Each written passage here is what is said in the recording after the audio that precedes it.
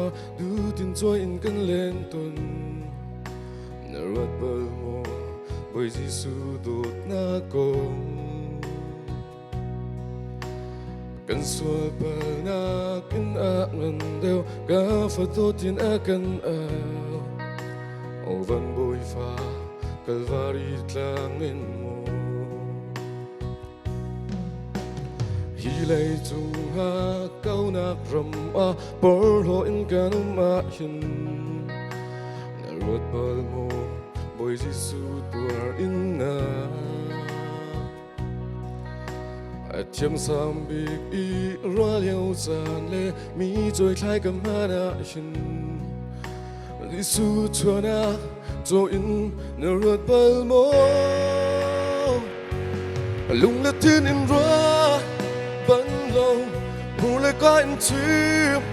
chok lâu Giêsu ni lấy mi a kan dut na an nak in a kan khang a ti sen in a kan tlan a dong lâu cher ti bang a luang e kwa ra har boy pa a kan dut na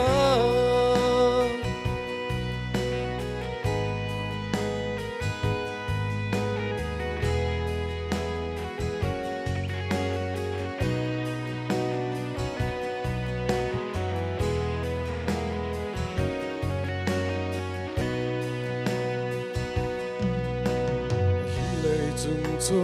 le van ha le sui le ngun kan hu a hin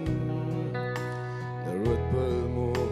boy Giêsu dut na kong rau sung bit mi phân nu na le fa pa na kan hu a hin na rat bal mo boy pa tla chua na khi sung giặc lạc này chết nạc ngà lê si pha har nạc tôn chan a na rat bal mo boy si khi tuar in na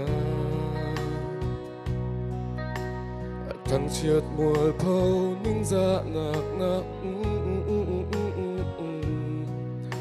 như chu mai y